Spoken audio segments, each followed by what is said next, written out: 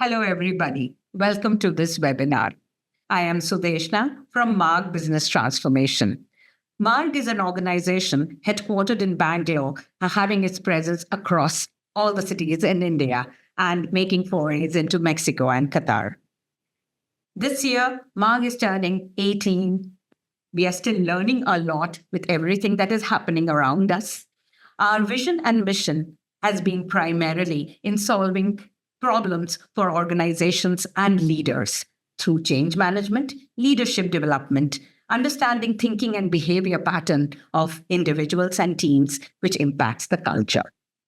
In change management, Marg is the authorized partners of Prosci Inc. in India. Prosci is a global organization headquartered in Colorado and are the world leaders in change management. The ADKAR model, as we call it, is one of the most used models in the change world, and that is from Prosci. In 2017, Marg became the authorized affiliate for Prosci in this part of the world. What an incredible journey it has been since then. Change, the way we are looking at change, the way we are looking at everything has undergone a change. Currently, we are offering Prosci certification, training, and advisory services across India, Sri Lanka, Bangladesh, and Maldives. Whoever has been associated with Prosci in India, that is Marg Business Transformation, or anything in the change world, is familiar with one face for sure, and that is Krish. Krish is one of the directors at Marg. With 25 years of experience in the industry, he has done change with Prosci methodology, both before as a leader and now as a consultant. And hence comes his mastery and expertise over this subject. As change professionals, we are seeing the velocity and complexity with which things are happening around us radically changing, especially in the last decade. The leaps and bounds with which technology has changed is mind-blowing. Artificial intelligence. I think this is a terminology we are all being exposed to. As to what to make sense of it is what is happening to all of us now. As individuals, we are trying to make sense as to what does it mean to us? What does it mean to our work? How do we get expertise over that? As leaders, we are thinking how to integrate this into our organization, how to get that competitive edge. As change practitioners, we know this is the change which is going to hit us, and how do we take our people along? So this webinar is all about answering all those questions as how we are going to prepare ourselves for this massive change which is waiting for us.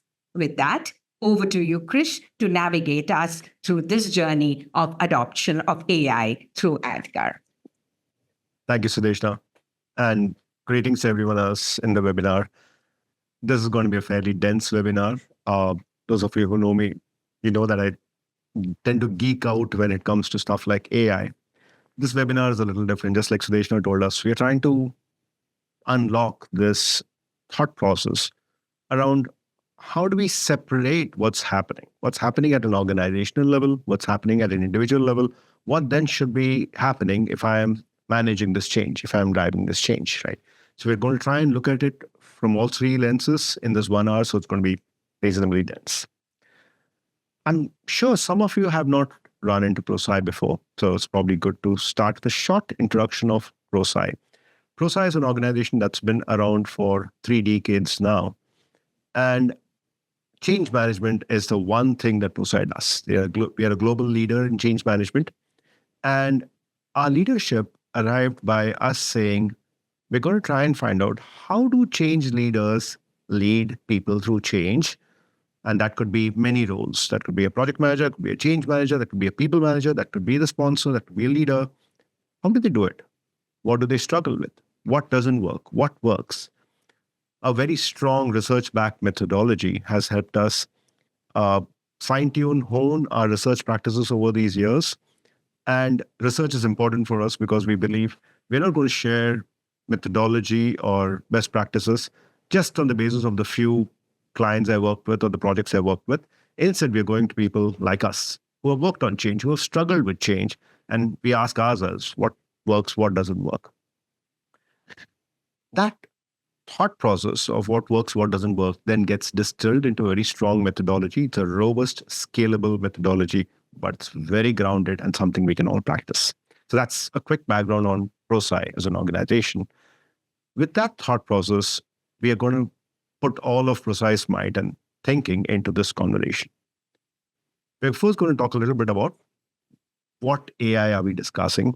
Some of you are saying, look, Krish, even before all this stuff, we were doing AI. Our organizations already have baked in AI into our products. So we're going to address that, right? What is this AI part? What is this thought process that is new now? What is this disruptive thought process? We're going to then ask ourselves, if that's what's happening, what is the change that is being asked of the organization and of the individuals? As I like to put it, the first section is going to talk about what is the change, and the second one is going to talk about what is changing. Yeah. And then the third one is going to say, well, if that's a change and that's what is changing, how do we help ourselves be prepared for it? How do we help our colleagues get prepared for it? How do I get our organization prepared for it? So those are the three sections in today's webinar. And before I go ahead, it's probably good for you guys to share a little bit of where you're coming from. I have a question on the screen, and there's a QR code on the top right. So if you could aim your phones at the QR code and answer this question. How many AI tools are you using this week? And I very deliberately chose that phrase, this week, right? We know that things are changing really, really quickly. But how many are you using this week? And as the answers come up, please keep this in mind, that we are all in a position of mixed expertise, right? There are some tools that are provided to me by my organization. There are some tools that are provided automatically. I open PowerPoint and automatically Copilot is sitting over there. There are some tools that are things that I'm hunting out and I'm bringing in. I'll reference a Microsoft and LinkedIn study a little later, but you are going to run into situations where you're seeing organizations welcoming people to bring in their own AI solutions. Bring your own AI is beginning to be a thing. Good. Thank you for sharing this. So it's good to know that at least 10% of us are viewing AI as a first-time conversation, possibly, or at least have not hands-on experienced it. And for the rest of us, let's now think about how do we get others to see AI the way you're seeing AI, right? Thank you for sharing that. With that thought, let's talk about the foundation of this conversation. What's happening right now? From an AI perspective, you've been hearing disruption. Industry gets disrupted, organization gets disrupted, jobs and tasks get disrupted. Why? Take a step back and assume for a moment that none of us had Microsoft Excel or Microsoft PowerPoint or any of those Microsoft Office productivity tools on our laptops. And one fine day, they all become available. And the organization says, let's all start using it. You all know how much of these Office productivity tools you use. That could be Microsoft family, Google family, LibreOffice family, pick your flavor, right? But fact remains that our work day is so wedded to these tools. And now if I tell you, you did not have any of them, all of a sudden they're being offered, think of the degree of change you would go through at your workplace. We are crudely, simplistically talking about that. But since we just discussed that we're all in the game for some time, let's go a little deeper. When we say industry disruption, what are we talking about? This is an Accenture report that came out some time back. Yes, there are some interesting patterns to notice, right? It's listing out where is disruption happening, how much is the nature of the disruption, right? And if you look at the top of the list, it has banking, insurance, software, capital markets, energy. If you look at the bottom of the list, it's life sciences, industrial, chemicals, natural resources. So the first thing you observe is, well, it looks like different industries are getting disrupted differently. But it's worth thinking about another perspective on this. Notice the width of industries getting disrupted. There is no one not being touched. Notice that right at the bottom of that layer, if I look at natural resources, that's still 25% of that industry getting a fair bit of disruption through either changing the way they're working. It's either automation or it's augmentation. And I'll explain both those terms a little later. So worth keeping this in mind. There is a variance in how this is affecting different industries, but no one is left untouched. You can You can be suspicious of AI. You can be skeptical about AI, but you cannot ignore AI. You cannot ignore what is happening. So that's the first thought worth keeping in your mind. Organizational disruption. What do we mean? The pattern we are seeing over here, number one, is the organization says, well, here is a new thing. And the new thing gives me ease of use, gives me speed of use, gives me actually a fairly simple learning curve. It's not a complicated learning curve. Can I improve myself? The first column, efficiency, is the organization looking inwards and asking, is there something in this that I can fix? The second column is asking, okay, so I'm fixing myself. That I get that. What about my value chain? What about the things I offer the rest of the world? Can I change it for them? Can I change the way others experience me as an organization? That's your growth sitting over there. And then there's a third, it says, can I be a different organization? Can I, on the back of what is happening over here, improve, change, modify my identity? That's the transformation piece. When I phrase it that way, I'm sure each of you are saying, Krish, we've done this before. Yes, you have. And AI sharpens that whole storyline, right? You've seen this on the back of technology. You've seen this in the part of mindset. You all have been around right from the days of the BPR, business process re-engineering, that turned up. We've gone through waves of mergers and acquisitions. We've gone through lean. We've gone through agile, and so on and so forth, right? Each of those waves can be tools, or they can be catalysts that can address all three questions. Question one, how can we do what we are doing better? Question two, how can we explore and grow? Question three, how can we reinvent ourselves? That's your organizational disruption sitting over there. And remember, in today's connected world, when I change, I'm not changing myself. My vendors and suppliers get to change. My customers get to change. My ecosystem tends to change. We are living in a world of shared platforms. So again, worth keeping in mind. What about the job disruption piece? What you're seeing on the screen is essentially telling us from the World Economic Forum, which are some jobs that are zipping through, which are some jobs that are growing like gangbusters, which are some jobs that have matured, if you like, right? They have stabilized. They're not changing, which are jobs that are declining. The role of the job is declining.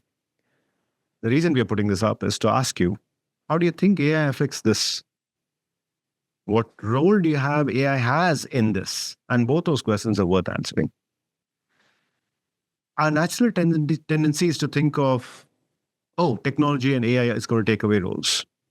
But since we are in this conversation and we are possibly some of us are practicing AI, I think it's a good idea for us to think through in terms of what does this mean for us? The third part is the job disruption. The last part, which is really interesting, and we're going to spend some time on it.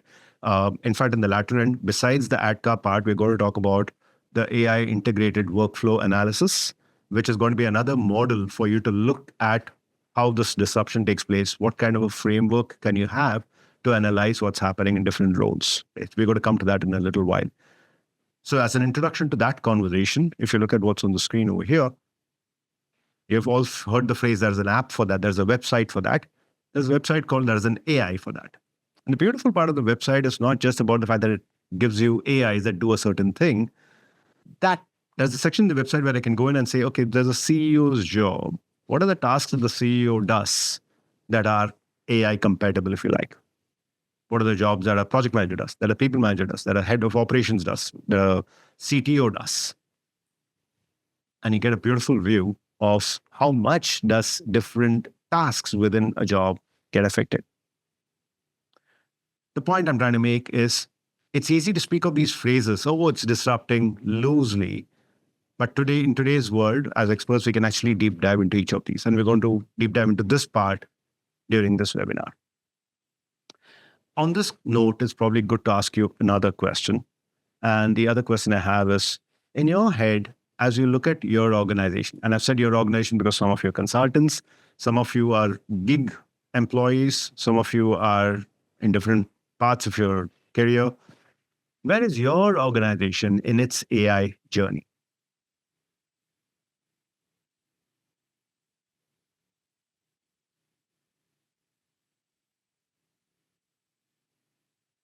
And again, those who are watching, please notice how the curve is building itself, right? See where we are, see how quickly this is happening. Again, it's happening on the back of the fact that AI has been around for some time. Many of your organizations are organizations where AI has been baked into your products quite some time back. AI has been baked into your plants, in your manufacturing. AI has been baked into some parts of your customer offerings for quite some time. But now with Gen AI, generative AI, the game has changed. The game has changed and it's pushing the implementations much faster. In fact, if I were to have asked a different question, when did you start that AI implementation in a visible form? I'm guessing most of the answers would be pretty recently, 12 months, 18 months, 6 months. So there is urgency to what's happening right now. Where's that urgency coming from? Let's talk about Gen AI. Right? I'm going to get a little technical for a short while, and then we'll move on and get back into how do you manage these changes. Generative AI is nothing more than a play on probability. Again, vast simplification, vast simplification, but it's a good way for us to get a handle of what's happening. There's a lovely article in Financial Times, and it's probably a very good explanation of Gen AI. Again, the QR code references that article. So if you click on the QR code, it'll take you to the original article. It's a good read, right? But in short, the article is saying, yes, till now we were looking at keywords, and we'll come back to this point also later. We've been looking at different keywords, but now I get to think beyond keywords. I get to think of the context of those words. And it's called word embedding. I can not only look at the word itself, and I can look at what came before that word, what came after that word. In which context was that word used, right? In the article, it speaks about examples like the word sea and the word ocean, right? They sound similar, but you use the words in very, very different contexts. So after absorbing training data, which talks about where is this word used, which are the words it's used with, which are the words it's not used with, I have something called transformer, which is now eating in chunks of words. And when it eats in chunks of words, it's able to find the relationship between words. And because it's able to find relationship between words, it can now think in terms of sentences, paragraphs, ideas. Right? That's a very crude description. So what does this mean for us? We all know the beginning of a certain rhyme. Mary had a little dash. Let's say I have a Gen AI tool that has not been trained at all. I've not given it a library. I've not given it anything to read. What is the likelihood that the the last word is going to be lamb? Both of us would agree that it's fairly low. It doesn't know. If we're not given it any ideas to work on, it could say anything. Mary had a little anything. But if I give it a few words in a book, I give it in a book, you're going to say, yeah, there is a higher probability, Krish, but depends upon which book you gave it. I give it 10,000 books. Now the probability that it is seeing something of a lamb turning up pretty often is there. What if I give it a whole library? Now the Gen AI tool can confidently say, Mary had a little lamb. It's not going to have any two thoughts about it. What if I change the game? And this is what is happening in many of your organizations. When your organization has a customized in-house tool, it's a organization XYZ, GPT, ChatGPT, etc. You're giving it a very specific library. You're giving it your organization's library. So that's the equivalent of me saying, instead of giving it the whole library, I'll just give it the medical section of the library. Now what am I going to get? Something very different. I'm now going to get something like Mary had a little surgery. Mary had a little operation. Mary had a little concern, or Mary had a little liver or spleen, right? Depending upon what training data we give it, what library we give it, what content we give it, my Gen AI is going to give me a very different answer. If I gave it something historical, it's going to now talk about Queen Mary of Scots, and again give me a very different set of answers. Bottom line, depending upon what training data you give it, the Gen AI system can then give you a meaningful answer relevant to that content. So far, so good. All right, Krish, sounds good. What do I do with this? The magic occurs in something which is happening with that system. Once it understands how words sit together, I can now ask it questions. For example, till yesterday, without Gen AI, without any of the stuff, if I was asked to write an article on Mr. Ratan Tata, I do a Google search, I look around at a Wikipedia article, I look at it, scan it, choose the words I want. Today, I can play it differently. Today, I can say, give me a 50-word summary of Mr. Tata's career and life. I can be specific. I can also say, hey, I'm going to be talking to a bunch of kids. Give me a 100-word version of what that should sound like to a bunch of kids. I can also say, guess what? I need to give this to scientists. What should they read? What would engineers like to read about Mr. Tata? I can also say, for a moment, if you, ChatGPT or Gen AI or whatever that brand, that particular version of Gen AI is, I say, think for a moment that you were a peer of Mr. Tata.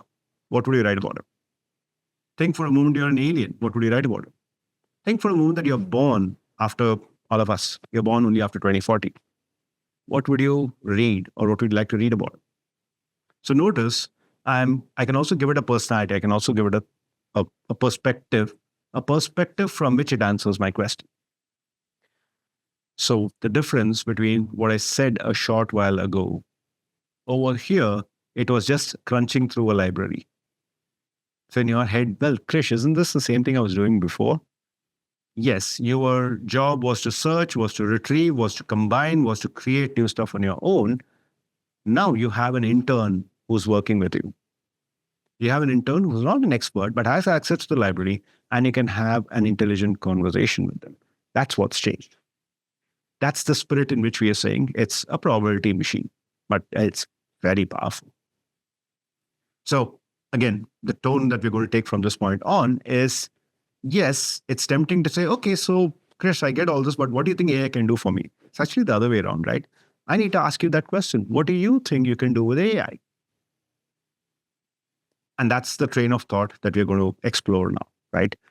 We've been talking about fundamentally, what is this AI thing? What are we talking about? What kind of disruption are we talking about? And what kind of AI are we talking about? Now, what is asked of us? What is happening in the organization with all this?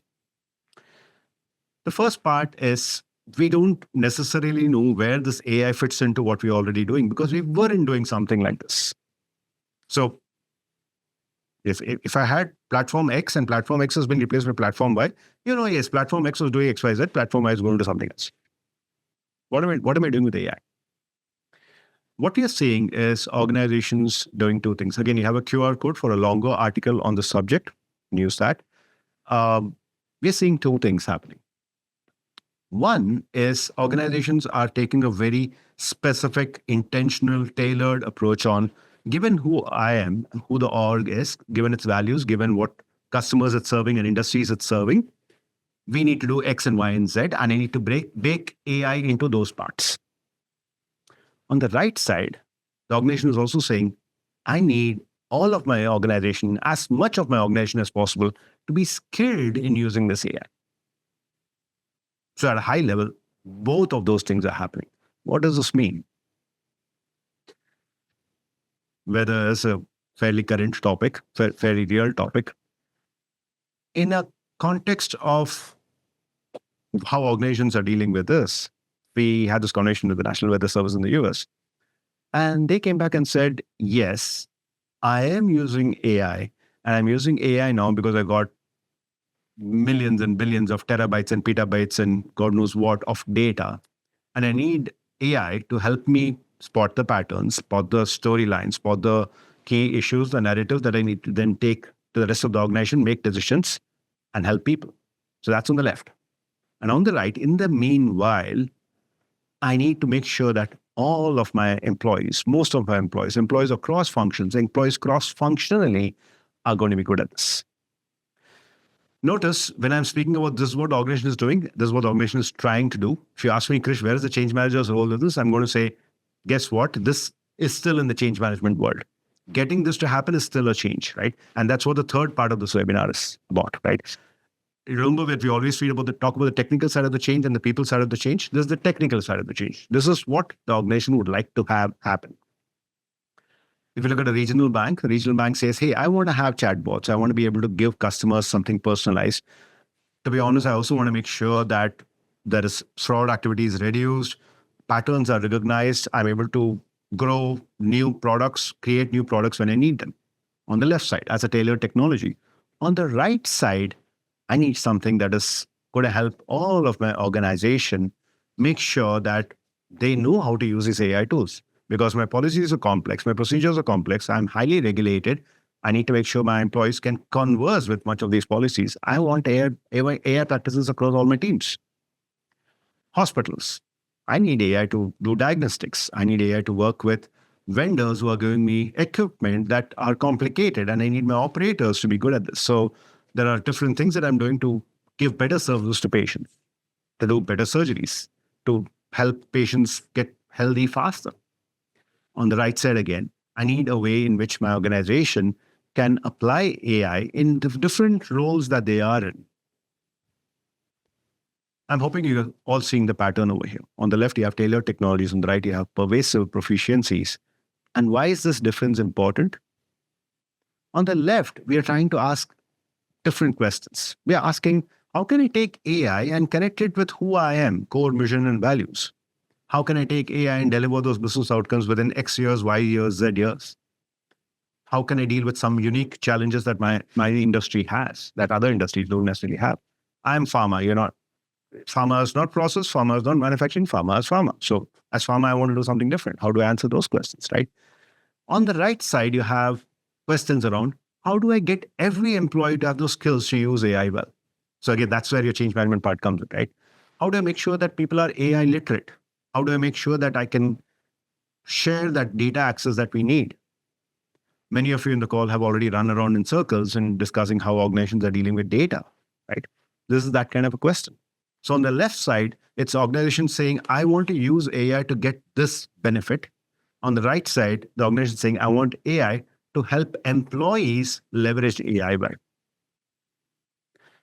Let me ask you for a few examples, right? Each of you are coming from your own organizations. My question to you is, in your organization, from your perspective, from your industry, what's an example, right? For example, I put up here the question, if I'm in healthcare, maybe predictive diagnostics is my application of AI, right? What is one specific area of efficiency or growth that your organization wants to grow from? Could you guys share some examples?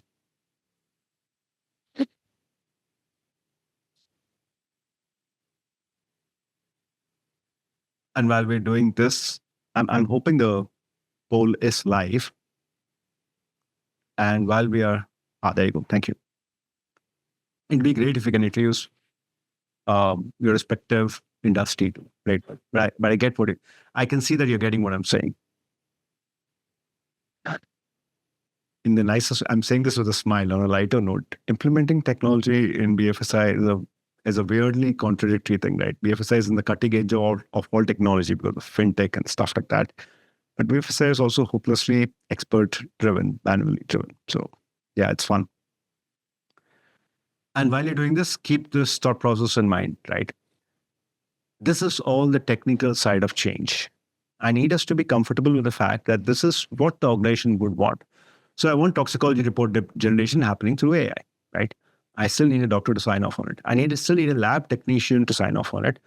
I still need that in that sign off and then the interpretation to the patient to be feeling comfortable with the fact that the process was as good or if not better than what it was. Simplistically, right? Insurance. I want to bring AI into insurance, but bringing AI into insurance should be something that my actuarial team, my underwriting team, my claims team are all comfortable with because they need to practice it, right? Training delivery, beautiful comment, right? Training industry is an industry where we're beginning to use AI in order to deliver customized, adapted learning paths for people. And as I do that, I need to have my learning instructors, my content creators understanding this. All that is change management. So keep that in mind. We still need human beings to work with this and run with this. I'm hoping all of you are able to see the validity of our thought process, right? That your tailored application of AI is something that the organization needs, and it's eventually going to see a value with a customer, with a stakeholder outside of the org. And then there's going to be the pervasive change, which means all of us need to get good at AI in order for the organization to be able to deliver this. Which means it's good for us to ask, so what will change for an individual for all this to happen? Again, for those of you asking, Krish, where's the change management part of it? This is the change management part of it. What happens to my daily work for what you have just listed out to happen? Fundamentally, three things happen. One part of my work doesn't change much. It stays as it was. And I'm going to explore this a little further. I'm going to unlock this a little further. But fundamentally, it's going to be about just the pure getting me to have that human touch, to make those ethical discussions, to connect with people. There's another part which I can hand over to AI. Done and dusted. I can let go of it. It is automated. It's going to deal with exceptions, but that's pretty much it. And there's a third piece that is collaborative, where AI and I work together. And AI and I work together is probably where much of the discussion is going to take place. I know the slide is a lot of text. Don't worry, the PDF file of the webinar will anyway cover this content, right? But I want you to take a high-level view at it and spot the patterns over here. Look to the left, things that we still need a human to do. Things that need trust or confidentiality. There is a complexity involved. There is cultural insight involved. There's ethical judgment or emotional judgment involved. Those are all areas where I still need the human being to do the human part of the work. On the extreme right, you have routine data processing, you have monitoring of technical environments, you have sorting and categorizing information. You have a whole bunch of that kind of stuff. The routine stuff, I can automate that. Look at stuff in the middle. That's half and half, isn't it? I need someone to sort it out, and then I can work through it. I need someone to break it up into chunks, and then I can do it. So when we ask, what do people need to do in order for the organization to succeed in all those items that you listed? People need to actually go through this process, or we need to go through that process for different functions and roles.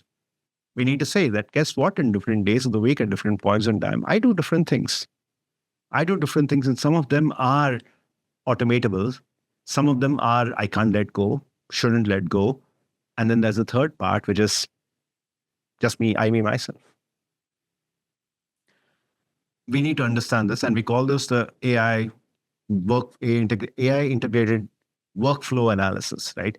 We're asking you to think about how you integrate the AI part into your work, and it's going to be these three chunks. Let me ask you that question. In your mind, how would you use this thought process of breaking a function's role and work into those three chunks that are dominated by the human exclusive tasks, chunks that are AI automated tasks, and then the AI collaboration opportunities? How would you use this thought process?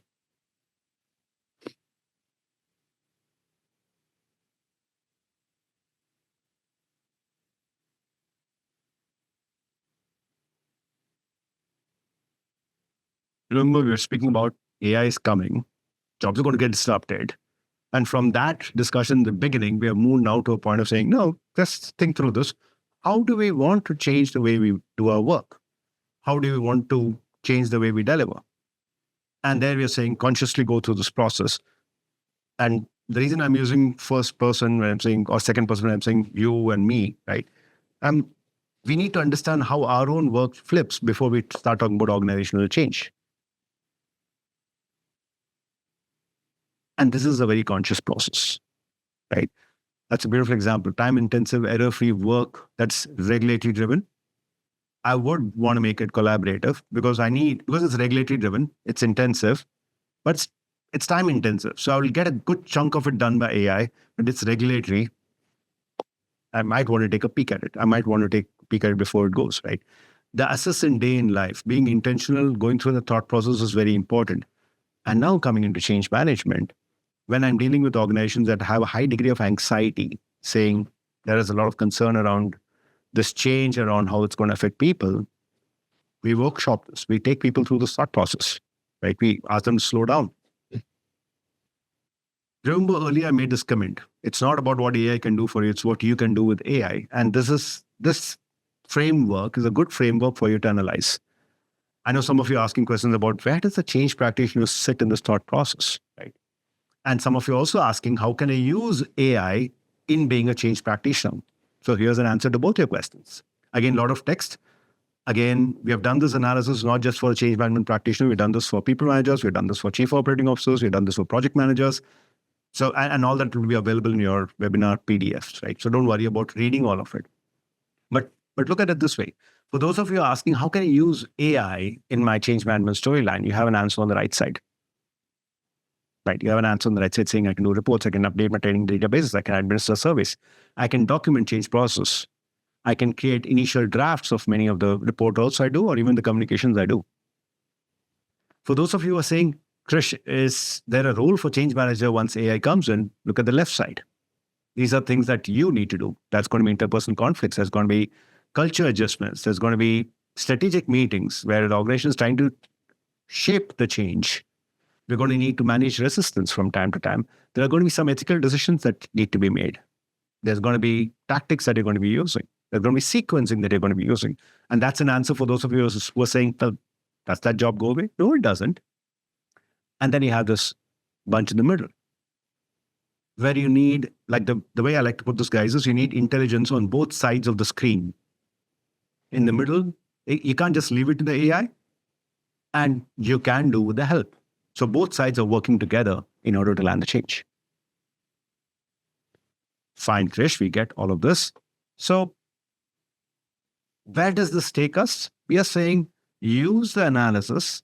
We use the analysis in order to reduce the fear of replacement or displacement. We use the analysis to open up possibilities and options. We use the analysis to actually give you the space and the time you need. I like this part the best. This is about us being human. Gives us time back. This is a conversation we've had from the dawn of technology in the workplace, but now with AI, I can actually have this framework is not something I was a part of or I went through when I think about my role and my job. Now I can actually do it. Sounds good. So how do we then make this change happen? Which is where applying ADKAR to where AI adoption comes in. So we do the AI workflow analysis because that integration is important for us. We need to understand that integrated workflow that we're going to have. And then we're asking, how do we bring people along? ADKAR is a model, and it's a model of how do you bring an individual through a change? The secret to successful change lies beyond the visible and busy activities like communication and training that surround change. Successful change at its core is rooted in something far more simpler. How to facilitate change with one person. These are the words of Jeff Hyatt. These are the first words in his book, ADKAR. And just so you know, there is a more recent book called ADKAR Advantage, which has cases from about 55 practitioners who are speaking about how they apply ADKAR in various contexts, right? But again, on ADKAR, I'm curious, how many of us in this call are familiar with ADKAR?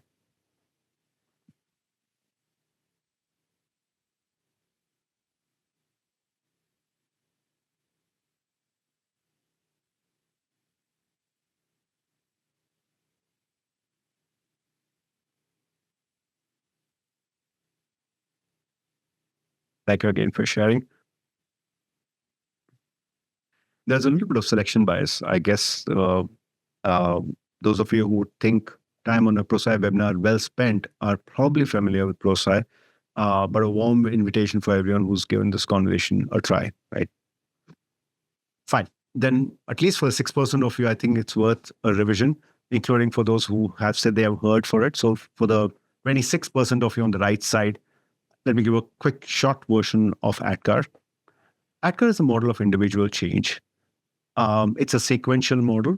Each step is preceded by the earlier step. So you want to make sure that you're not starting with knowledge first, you're starting with awareness, desire, knowledge, ability, and then reinforcement. But because you're going sequentially, doesn't mean you can't move backwards and forwards. Someone can find a change difficult at ability and go back to struggling with why am I doing it, right? So what are these stages? Awareness. We are saying that we have to start the change with helping a person understand why this change is happening. Why this change? Why now? Why in this form and shape? And what if I don't do it? And when the person says, I understand why this is happening, that's probably a good ground for us to go on to desire and ask, so are you in? Desire is the second element of ADKAR, where we are saying a person makes a personal choice to be a part of a change. I love to say this, that change can be mandated, but changing is an option. People decide and choose how to change, how fast to change, how slow to change, how to stay changed. You can mandate a change and they can change and then go back to what they were doing. The desire part, it is a personal choice always. So the desire signs and seals and signs up to that change. Are we done? No. The third element of ADKAR says, now that they're ready, they're motivated, they're a part of the change, give them the knowledge. The trick here is knowledge goes from brain to brain, just transmission of knowledge. We need ability, the fourth element of ADKAR, where we can say, show me, where that person is actually able to demonstrate what they've done. Right? And that showing is important because that's where the real changing is occurring in many ways. Right? It's the most visible part of the change, if you like. Are we done? Model is called ADKAR, the R at the end, because ability takes time often, and it's a bit of a learning curve. And I need reinforcement to sustain the change. I need something to give them the energy to keep going. And that doesn't necessarily mean rewards and recognitions alone. It can also be a measurement, can also be many elements that sustain this. In short, that is ADKAR. Okay, so what does this mean for us? Let's look at the whole AI thing from an ADKAR lens. What do we want?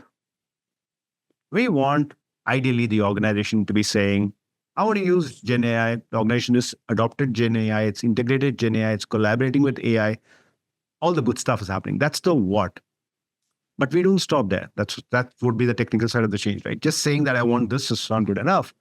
We're also curious on the second question. How do we do it? You want people to be safely doing it, courageously doing it, confidently doing it, competently doing it. How do you want them to do it? The third element is equally important. By doing it that way, what will we get? Are you expecting your change projects to be improved? Are you expecting your efficiency to go up? Are you expecting better outcomes? What will tell you it has happened? This is what we mean by an adoption challenge versus just a plain objective. What does it translate to? I could say that in our organization, we are trying to confidently and competently use generative AI to improve productivity, outputs, engagement, and enjoyment. I could also say, I want to leverage AI in my daily work to enable me to focus on the work that's uniquely enabled through me as a human. I could also say, to confidently and competently integrate generative AI into my workflows to improve my work, increase my impact. Any of these are fair adoption challenges. So again, notice the choice of words over here, right? We're not just saying everyone uses Gen AI. How they're using it and what they will achieve by it is extremely important. I'm using third person about them because I'm inviting you to wear your hat as a change practitioner, but this applies to you too. It applies to you too because in your journey, we get to ask these questions. We get to help you with answers for these questions. And ADKAR barrier point is a place where someone could get stuck, right? So you're stuck in awareness, you might probably ask, how exactly will this benefit me? If you're stuck in desire, you might probably ask, I'm comfortable with the current system. I don't see why this needs to improve. Or I'm worried that AI might make me redundant. If you're stuck with knowledge, you might say, I don't know how to integrate this into my existing workflow. If you're stuck with ability, you might say, I don't know how to troubleshoot these issues which pop up. If you're stuck with reinforcement, you might say, I don't see any follow-up after this. Or more important, what I see in organizations is I might be stuck with, I did it all right, but my stakeholders hate me for using AI. Can I go back to the older ones? All that to be reinforcement. So notice our journey. We started off by saying it's disruptive. Then we said, what is disruptive? Talked about Gen AI. Then we have spent enough time describing the AI integrated workflow analysis to say, let's not talk about it in generic terms. Let's be specific. Let's take our role and split it up into these three chunks. Human-centric, AI automated, collaborative. And with that, we are saying, how do we take it to people and help them through the change? Someone is stuck in awareness. You need to understand that they might be struggling with some of these restraining forces. They might see everyone else doing it. They might see the value of doing it, the glamour of doing it. it's probably good to give them an early exposure, but then take them past the explosion, past that initial exposure, bring them into the game, get them to see examples of how this might work. Remember that desire could also be an area where they're stuck. And there, it might be a far more specific, well, why should I be doing it? What will I get by doing it? This part, right, is very important. People often assuming using AI is a cheater's way of getting work done. We might need to break past the thought process. The best part is that there are a lot of good examples of what's happening. On the left side, you see a research we conducted. In the middle, you see research conducted by Microsoft and LinkedIn. And on the right, we have research by us with a client whose confidentiality we can't break. So the source is confidential. But look at this bottom part. It's not just that it saves times and it focuses on the important work. They can actually enjoy their work more. On the right side, I'm going to talk about Kaya in a short while. Kaya is Prosci's effort to get that very specific, focused tool with which we can help AI for our practitioners, use AI for our practitioners. So this was pilot users of that platform. And they spoke about faster, lesser mental effort and improving quality. That sounds like what we want. And it's messages and examples like this that is going to help you with the A and D. What about the K? Shouldn't we just train them? It's not that simple. We need to understand something. We need to understand that, I don't know how old you are, and I don't know whether you've used Google in the early days, but we used to type out whole sentences in Google. And then we finally learned, no, don't even type the right spellings. Just type in a few words and Google will figure it out. But now with the large language model world, the Gen AI world, we're back to those sentences. We're back to those prompts. That's the K. How do you use this tool well? And how do you use this tool in your job well is important. And then giving people the support to make it work is important. This item here, critical mindset shift, AI as your intern and not your oracle. That's a big ability problem I'm seeing. Most organizations, when they're testing out AI, or employees who are testing out AI, are saying, oh, well, this is not giving me an expert answer. Not yet meant to be an expert. Will be, but not yet. We need intelligence on both sides of the screen. It's your intern, it's not your oracle. So you need to think about how this works. It's you and a painting coming together. Finally, on the R, I've taken through to the whole ADKAR storyline. On the R part, notice that it's not going to happen at one shot. The first things that an employee does, the first thing that you and I do might be something very simple, and it might still leave us scratching our heads. But as we get better at it, is when we're going to start seeing the value. So it's going to be one of those iterative storylines. I need reinforcement. And I need reinforcement, and I need to see all of this. I need to see that the change is happening now for a reason. I need to know that if we do this change, I will be successful, we will be successful. I need to believe that the organization is committed to helping me learn and giving me chances to practice, possibly fail, but still keep me supported. And I need to know that the organization is going to keep with this, and it's not just going to be yet another thing that we are done and dusted. All this is important to us, and that's the content we wanted to share with you today, right? If you notice the journey we've been through from left to right, it's been all the way from what is this animal, what is changing for us, and finally we've talked about what's the role of your change manager in all of this.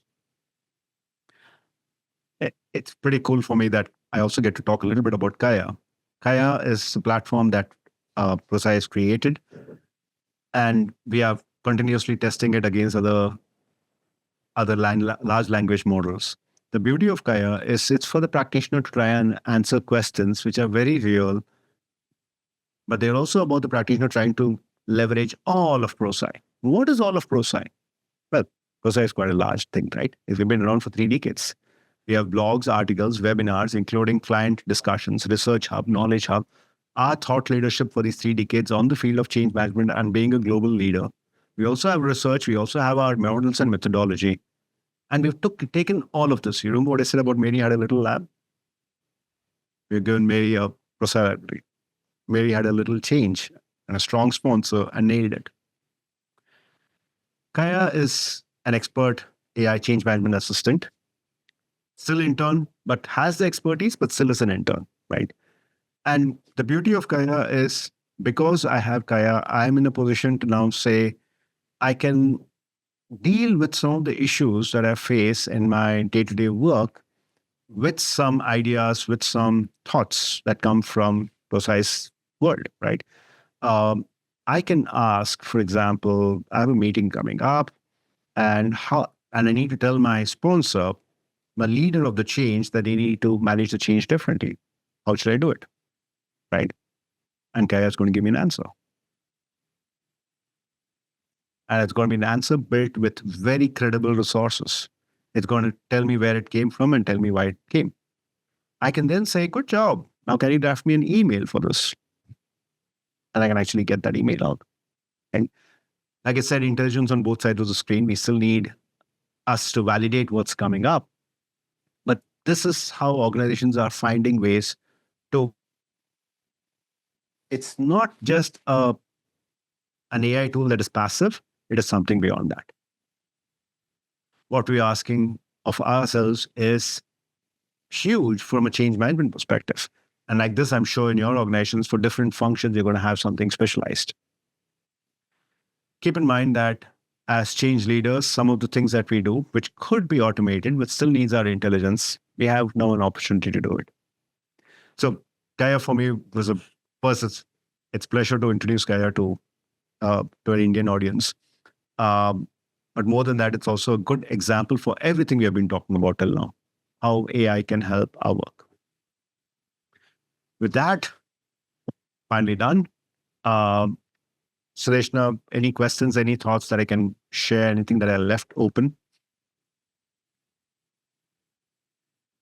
Sure. Yeah, we have a lot of questions which has been given at the time of registrations also. And now also we are seeing a lot of open questions here. So we'll take a few, and the ones which we are not able to answer, we will be getting back to you personally on those.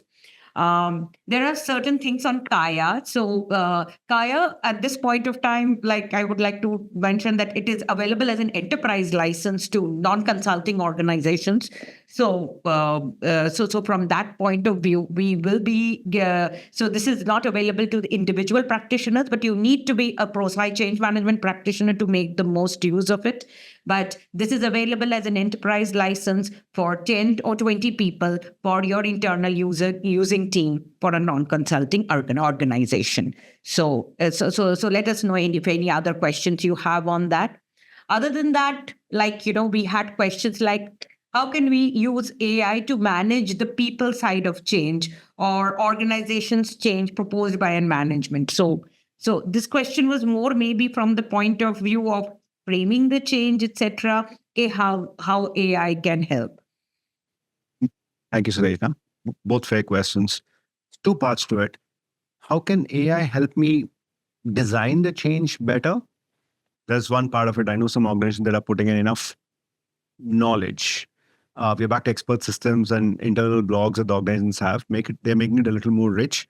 They're feeding in documented lessons learned, project management documents, to give the AI some training data to allow it to say these are some patterns that it observes.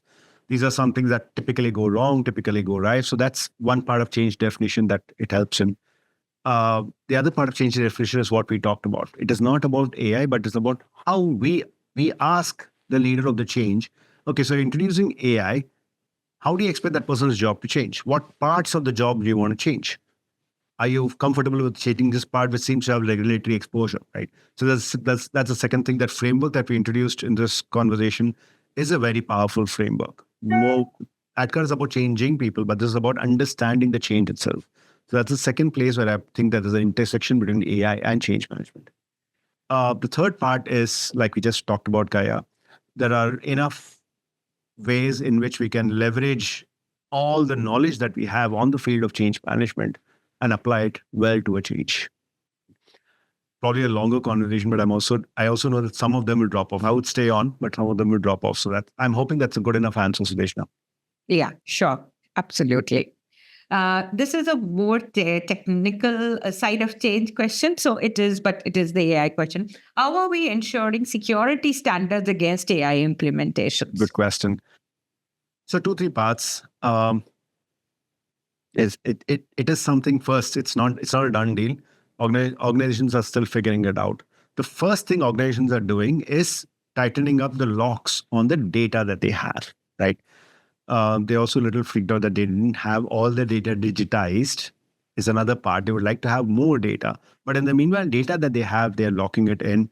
In almost all cases, they are entering licensing engagements with the vendors to say, I'm going to use your LLM, large language model, which think of it as the engine that is driving the whole thing. I will use your LLM. I'll use maybe the training data it already has.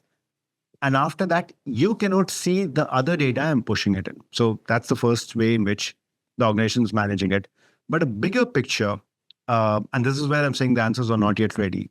What the organization needs to tell its employees as it's rolling out the AI is which systems use AI, what can I put in, how should I use what comes out? These three questions are absolutely critical to be answered. Which systems can I use this in? What can I put in? What can I get out, right? And organizations are being very, very specific and systematic about trying to answer these questions in order to protect their data, right? But the answer is nowhere done, right? Yeah. Good, Marg. What's the competitive tools like Kaya available? Do organizations create their own Kaya tools through data science systems? So yes and no. So to be honest, and I'm saying this as a practitioner, I don't know of a comparable tool to Kaya. Why? Because Prosci has the largest body of change management research, right? Research and practice. So it's not just the research, but also practice. So there isn't a comparable tool. It's one comment I would make. What are organizations doing in the meanwhile? Organizations are having their internal LLMs, right? And they're using the LLMs as, okay, let me put it this way. They're using their own internal LLMs to give them conventional ideas. They're saying, okay, so what would an email look like? I'm going to send an email. This person doesn't like me very much. What should I say in it? And the LLM is going to give them some response. They're taking it and tweaking it, right? The catch is it doesn't have the depth that a Kaya would have. But yes, organizations are not waiting to get a Kaya. They are still moving ahead with it. And it's left to practitioners to test the boundaries of each of these solutions. No one is waiting, basically, fundamentally, no one is waiting for one solution. They are running with what they have. This was something which was very interesting. This question came on culture. That would like to understand any example of driving change and developing culture of AI thinking. So, not yet, because okay, 2-3 parts. You all know that culture is a dangerous, miscellaneous bucket. It's so easy for the organization to say, it's not working, it's the culture, and just leave it at that. So it's poorly defined, poorly understood, poorly used. One problem statement. The second thing is what's happening from an AI perspective is not quite comparable to most things that have been happening till now because it's accessible. The closest we have been doing all of this is digital transformations, but you all know that they've been rolling out digital transformation as wave after wave, phase after phase, market after market, and you still have the employee waiting for you to tell them. But with the AI, the moment you give them, the employees start using it. It's easy to play with, right? So it's a little different from what's been happening. So it's not quite comparable yet, right? With both those comments, I can't share a name, but there are a couple of organizations in the manufacturing sector who are saying, I need to think differently about it. And the way they've done it, so notice manufacturing means only plant-related stuff, right? So it could be a fairly advanced manufacturing too, post-industrial revolution kind of manufacturing too. What they have been doing is starting a thought process around what does it mean to be having that digital mindset in the next few years, the digital thought process, the digital DNA in our organization. And they are doing this by marrying it to their core values. So these are trainings and conversations that are happening, starting with, this is who we are, agreed?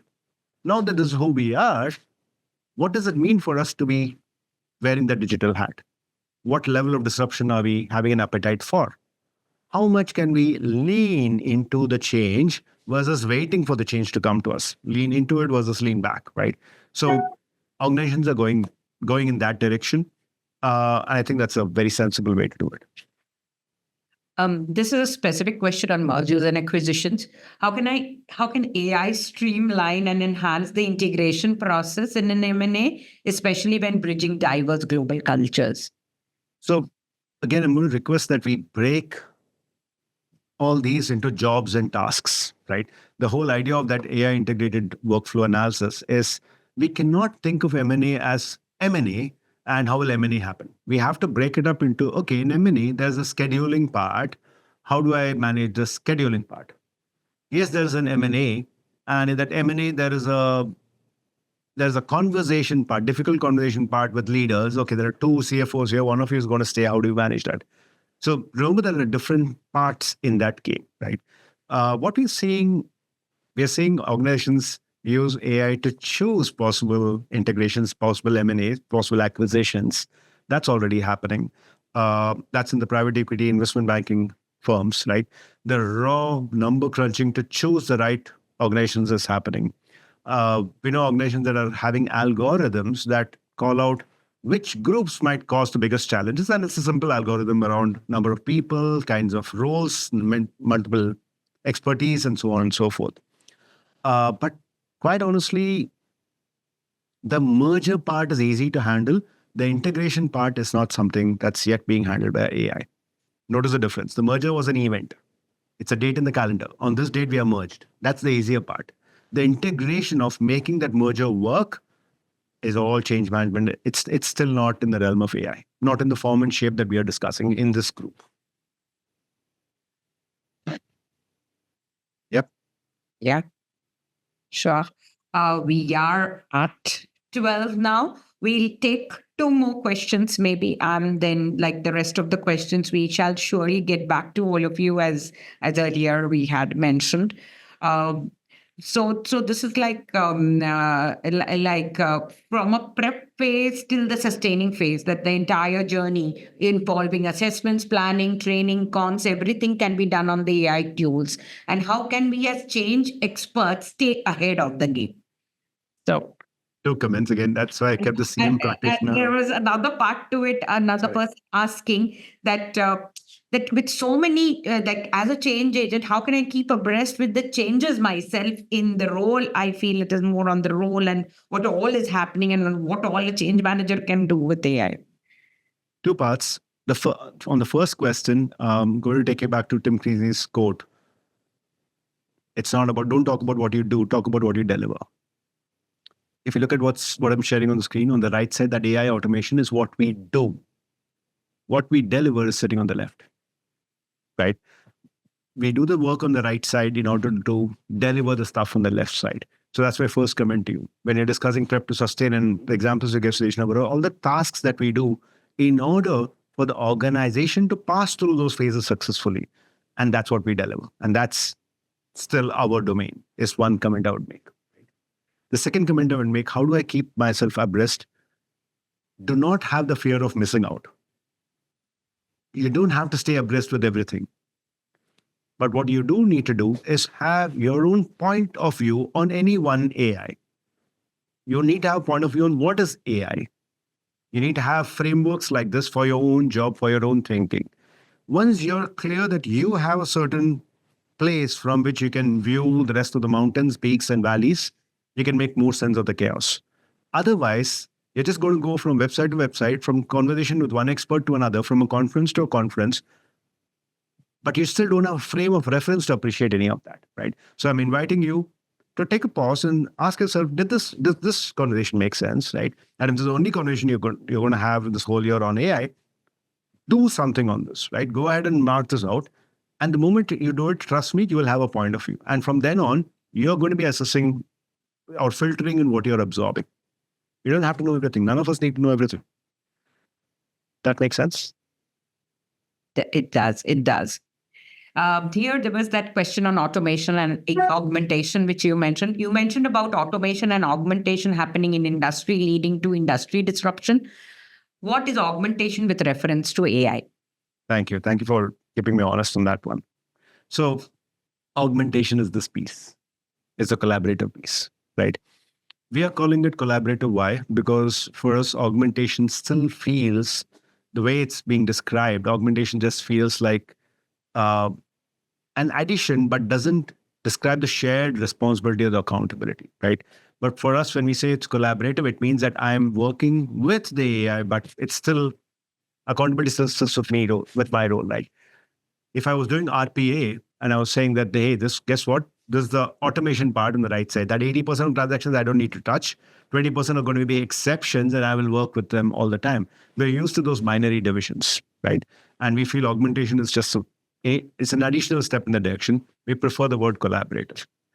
But the way the industry is using it, that's what they mean. They mean it's an improvement, addition, modification of a certain part of your role.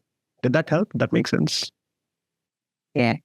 So here's somebody who's specifically asking that as Marg for Prosci trainings, will we offer something specific on the framework of implementation in the AI world, or we will follow the standard training on ADKAR and then apply our knowledge on that?